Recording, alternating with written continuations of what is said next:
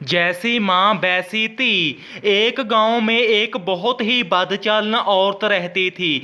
वह हर रोज ही फोन पर ही लगी रहती थी, फोन कान से उतारती ही नहीं थी। तो उसके एक पुत्री हो जाती है। वह धीरे धीरे से बड़ी हो जाती है और माँ की हरकतें वही ही रहती है जो कि उसकी पहले होती हैं। वह अपनी माँ के कानों में फोन लगा देख समझ तो जाती ही है कि कोई ना कोई बात तो जरूर है।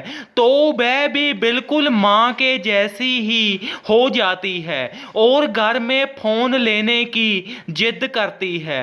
और वह अभी स्कूल में ही पढ़ती होती है कि उसको तो माँ की तरह ही पर लग जाते हैं। वह भी उसी तरह ही 8वीं क्लास में ही फोन कान पर लगा लेती है और अपनी माँ की तरह उतारती ही नहीं है।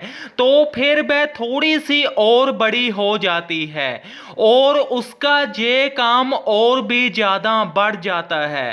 तो वह एक दिन अपनी माँ को फोन पर बात करते सुन लेती है और उसकी माँ भी तभी ही फोन कान से उतार भी देती है।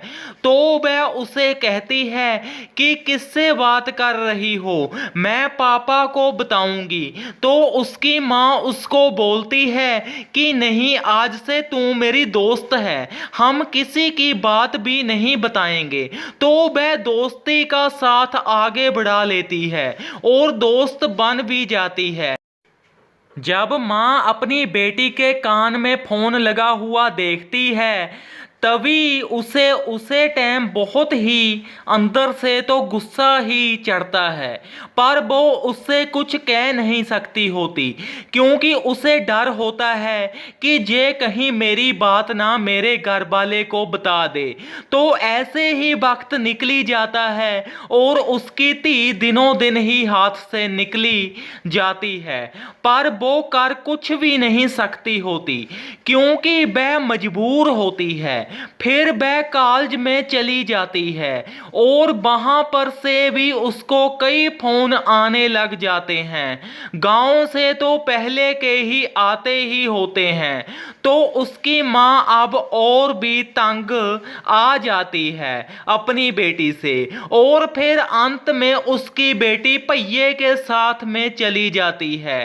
फिर उसकी माँ की सुर्त ठिकाने आती है क्योंकि सीखा तो उसने वहीं से ही होता है। तो वह फिर भी कौन सा हटती है, सारा दिन ही फोन कान पर लगाई ही रखती है। तो उसकी सारे गांव में ही थू थू होती है, पर उसको कोई भी फर्क ही नहीं पड़ता क्योंकि आप वह शुरू से ही ऐसी ही होती है।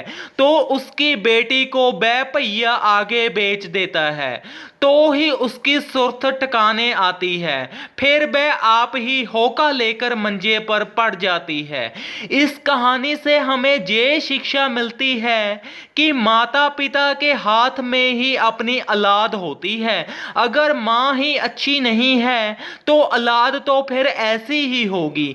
जैसे कि इस कहानी में आप सब ने देखा कि उसने ये सब कुछ अपनी माँ से ही सीखा। इसलिए आज के युग में बहुत से पाप हो रहे हैं।